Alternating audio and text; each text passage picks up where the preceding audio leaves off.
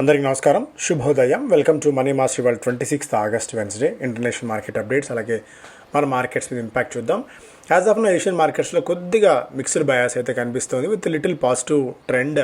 నికే 0.06% నష్టంతో ఫ్లాట్గా ట్రేడ్ అవుతుండగా హాంకాంగ్ 1% ప్లస్ షాంఘై 0.25% మేర లాభాలతో అయితే ట్రేడ్ అవుతుంది. నిన్న ముగిసిన అమెరికన్ మార్కెట్స్లో మెజారిటీ ఆఫ్ ది ఇండిసెస్ అన్నీ కూడా లాభాల్లోనే అయితే ముగిసాయి. దాదాపు 0.5% దాకా లాభాలతో డౌ జోన్స్, S&P అండ్ నాస్డాక్ అన్నీ కూడా.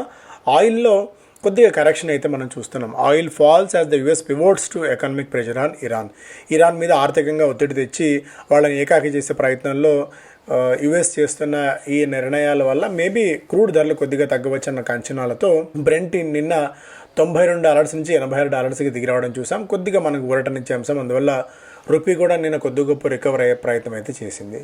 గోల్డ్ కూడా పీక్ లెవెల్స్ నుంచి కొద్దిగా హోవర్ అవుతుంది, బట్ స్టిల్ $4,700 పైనే ఉంది. సిల్వర్ కూడా ఆల్మోస్ట్ $70 దగ్గర ట్రేడ్ అవుతుంది. క్రిప్టో కరెన్సీస్లో $81,000కి బిట్ కాయిన్ వెళ్ళిన తర్వాత కొద్దిగా ప్రాఫిట్ బుకింగ్ అయితే గట్టిగానే కనిపిస్తుంది. దాదాపు $3,000 దాకా ప్రాఫిట్ బుకింగ్ అయితే క్లియర్ కట్గా మనం బిట్ కాయిన్ చూస్తున్నాం. Majority of the crypto currencies అన్ని కూడా విపరీతంగా పెరిగిన తర్వాత కొద్దిగా సెటిల్ డౌన్ అయ్యే ప్రయత్నం అయితే చేస్తున్నాయి. HP partners with US blacklisted Huawei for licensing the Chinese company WiFi tech.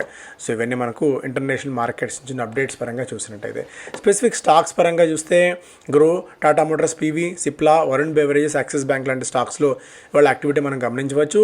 Brilliant brain garages ventures అంటే grow is likely to witness a large black deal on Wednesday August 26th with existing investor Ribbit capital expected to cell around 1.6%. దాదాపు 1.6% మేర వాటాని 4% మేర డిస్కౌంట్తో అంటే ₹195తో 1,914 కోట్ల రూపాయల మేర వాళ్ళు విక్రయించాలని చెప్పి ప్రైవేట్ ఈక్విటీ సంస్థ రిబిట్ క్యాపిటల్ అయితే చూస్తుంది.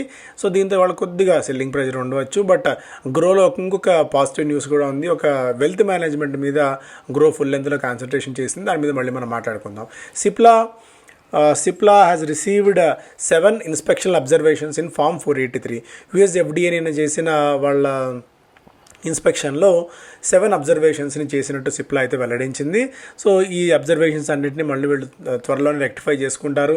Tata Motors, PV and Tata communications have announced a collaboration to equip the newly launched CRI EV with built in 5G cellular connectivity.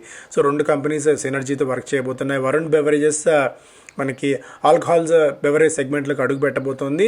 దాని గురించి మళ్ళీ మనం మాట్లాడుకుందాం. కివా అన్న సబ్సిడరీ కంపెనీతో కలిసి వీళ్ళు ఫుల్ లెంత్ ఆల్కహాలిక్ బెవరేజెస్ విభాగంలోకి అడుగు పెట్టబోతున్నారు, subjected to regulatory approvals. Hindustan copper నిన్న గవర్నమెంట్ ఆఫర్ ఫర్ సేల్ ప్రకటించిన తర్వాత సెల్ ఆఫ్ చూసాం. ఎందుకంటే 10% మేర వీళ్ళు డిస్కౌంట్తో స్టాక్ మనకు ఆఫర్ ఫర్ సేల్లో విక్రయించాలనుకోవడంతో దాదాపు 7% మేర సెల్లింగ్ అయితే వచ్చింది.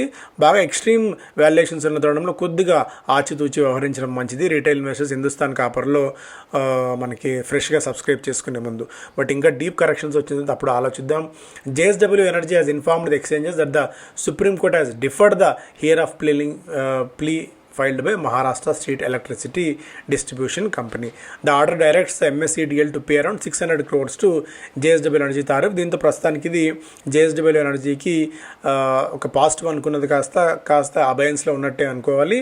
Water ways leisure tourism which operates Cordelia cruisers ఈ మధ్య లిస్ట్ అయింది. బాగా పెరిగిన స్టాక్. ఇంతలోపే వీళ్ళకి 1కి 10 షేర్ స్ప్లిట్ చేయబోతున్నారు. సో షేర్ స్ప్లిట్ చేయడం వల్ల రీటైలర్స్కి మరింతగా స్టాక్ మనకి మరింత అందుబాటులో కూడా ఉంటుంది ధర. సో అందువల్ల ఇది ఒక నిర్ణయం తీసుకుంది. ఆగస్టు 26వ తారీఖున రికార్డ్ డేట్గా తీసుకున్నారు. ఈ రోజు లోపు ఎవరైతే డిమాట్ అకౌంట్లో షేర్లు ఉంటాయో వాళ్ళందరికీ కూడా ఈ స్ప్లిట్ అయిన షేర్స్ వస్తాయి. Data patterns said it has completed the execution of share purchase agreement.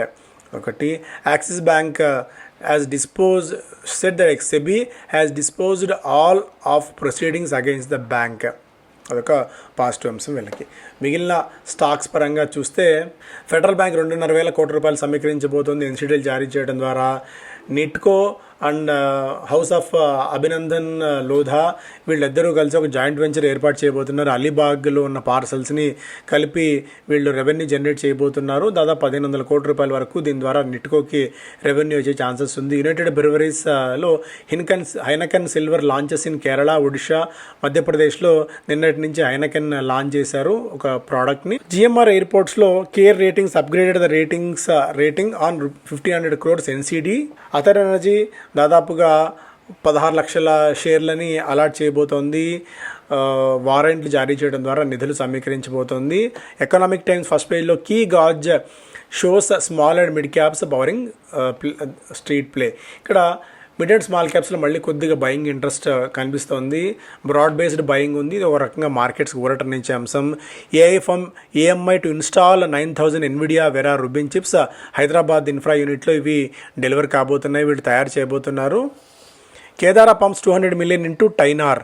ఈ టైనార్ అన్న ఒక ఆర్థోటిక్స్ కంపెనీలో దాదాపు 2,000 కోట్ల రూపాయలు ఈ కేదారా క్యాపిటల్ ఇన్వెస్ట్ చేయబోతోంది, పంప్ చేయబోతోంది. Private equity firm. Weak monsoon, west Asia risks, cloud, July September FMCG demand. కొద్దిగా ఈసారి మాన్సూన్ గొప్పగా లేకపోవడము, వెస్ట్ ఏషియాలో రిస్క్ ఇవన్నీ కూడా ఒక ఎఫ్ఎంసీజీ డిమాండ్. చాలా కాలం నుంచి ఎఫ్ఎంసీజీ కొద్దిగా లల్ ఉంది, సబ్డ్యూడ్ ఉంది. ఈ మధ్యకాలంలో కొద్దిగా రికవర్ అయ్యే ప్రయత్నం చేసింది కానీ బట్ ఈలోపే వీక్ మాన్సూన్ అనేది ఎఫ్ఎంసీజీ డిమాండ్కి కొద్దిగా హ్యామర్ చేసింది. Companies down, bitter wage pill as gigs turn sweeter.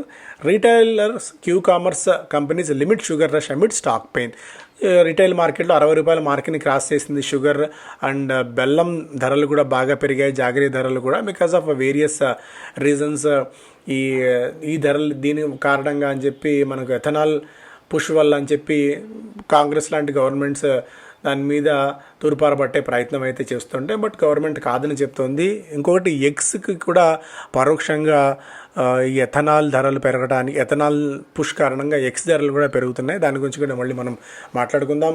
Rupee ends stronger at 95.41 after oil cools. 95 రూపాయల 41 పైసల దగ్గర రూపీ కొద్ది గొప్ప స్థిరంగా నిలదొక్కునే ప్రయత్నం అయితే చేస్తోంది because of various reasons. Sunny side down, egg prices rise on ethanol push. ఇక్కడ ఎథనాల్ని పుష్ చేయడం వల్ల ఎగ్స్ ధరలు ఎందుకు పెరుగుతాయంటే మెయిజ్ని, మెజారిటీ ఆఫ్ ది ఈ ఫార్మ్స్ అన్నిటికీ కూడా మెయిజ్ బాగా వెళ్తుంది. ఇప్పుడు ఆ మెయిజ్ అంతా కూడా అటు ఎథనాల్ ప్రొడక్షన్ కోసం మళ్ళుతుంది. దీనివల్ల ఏంటంటే ఈ పౌల్ట్రీ బ్రీడర్స్కి మెయిజ్ అనేది దొరకట్లేదు. ఈ మెయిజ్ అనేది కాస్ట్లీ అయిపోవడం వల్ల పరోక్షంగా ఎగ్స్ ధరలు రిటైల్ మార్కెట్లో 9 నుంచి 10 రూపాయల దాకా పెరిగాయి. దీనికి పరోక్షంగా మళ్ళీ షుగర్ ధరలు పెరగడానికి, బెల్లం ధరలు పెరగడానికి, ఎగ్స్ ధరలు పెరగడానికి ఎథనాల్ పుష్ పరోక్షంగా కారణమవుతుంది. నిజంగా ఎథనాల్ అంత బెనిఫిట్ అవుతుందా? క్రూడ్ ఆయిల్ని మనం ఇంపోర్ట్ చేసుకోవడం వల్ల అక్కడ చీప్గా దొరుకుతుందా? ఇవన్నీ ఏంటంటే ఇంకా ఇఫ్స్ అండ్ బట్స్ చాలా కాలం పాటు మనం వెయిట్ చేయాల్సిన అవసరం ఉంటుంది. ఎథనాల్ని అనూహ్యంగా పుష్ చేయడం వల్ల, ఎథనాల్ బ్లెండింగ్ చేయడం వల్ల రకరకాల ఇండస్ట్రీస్ కూడా ఒక రకంగా రూపాంతరం చెందే ఇది మనం ఇక్కడ చూస్తున్నాం. సో ఎథనాల్ పుష్ వల్ల మెయిజ్ అటువైపు వెళ్ళడము, ఎగ్స్ ధరలు పెరగడము. సో ఎంతకాలం ఉంటుంది నిజంగా ఎగ్స్ ధరలు ఇలాగే 10 రూపాయల దాకా వెళ్తాయి అన్నది మరికొద్ది కాలం పాటు వేచి చూడాల్సి ఉంటుంది. పరోక్షంగా మెయిజ్ ప్రొడక్షన్ బాగా పెరగాలి, షుగర్ కేన్ ప్రొడక్షన్ బాగా పెరగాలి. అప్పుడు మాత్రమే ఎథనాల్ పుష్ ప్రభుత్వం ఏదైతే చేస్తుందో దాని క్యాస్కేడింగ్ ఎఫెక్ట్ ఇతర రంగాల మీద పడకుండా అయితే ఉంటుంది. వరుణ్ బేవరేజెస్ ఆల్కహాల్ బిజినెస్లోకి ఎంటర్ అవుతోంది. డియాజియో ఎగ్జిక్యూటివ్ని తీసుకున్నారు. ఇందులో సన్షైన్ పిక్చర్స్ 10% ప్రీమియంతో లిస్ట్ అయింది. సంకేష్ జ్యువెలర్స్ 11% మేర ప్రీమియంతో లిస్ట్ అయింది. మధ్య వచ్చిన ఐపీఓస్ అన్నీ కూడా majority of the IPOs bumper hit కొడుతున్నాయి. ఆగ్మాంట్ ఎంటర్ప్రైజెస్ 106 రెట్లు సబ్స్క్రైబ్ అయింది. క్యూఏబీస్ చాలా స్ట్రాంగ్గా దాదాపు 227 రెట్లు సబ్స్క్రైబ్ అయితే చేసుకోవడం చూసాం. రిటైల్ పోర్షన్ దాదాపు 31 times సబ్స్క్రైబ్ అయితే అయింది. ఫెడరల్ బ్యాంక్ 3% మేర క్షీణించింది on news of Jana SFB stake buy. అలాగే ఓఎన్జీసీ వెంజులా ఆయిల్ ఫీల్డ్లో రివైవ్ అయితే చేయబోతోంది. అక్కడ పెట్టుబడులు పెట్టబోతున్నారు. Food price and the rise, domestic demand keeps economy strong. ఓవరాల్గా ఇన్ఫ్లేషన్ ధరలు పెరుగుతున్నాయి. మాన్సూన్ ఓకే, బట్ స్టిల్ ఇంకా మాన్సూన్ అనుకున్న స్థాయిలో అయితే రాలేదు. దీనివల్ల ఫుడ్ ధరలు పెరగవచ్చు. ఫుడ్ ధరలు పెరిగితే ఇప్పటికీ వడ్డీ రేట్లు పెంచడానికి రిజర్వ్ బ్యాంక్ ఆఫ్ ఇండియా ఒవ్విళ్ళు ఊరుతుంది. ఇవన్నీ ఎఫెక్ట్స్ మనకు రాబోయే క్వార్టర్స్లో ఉండబోతున్నాయి.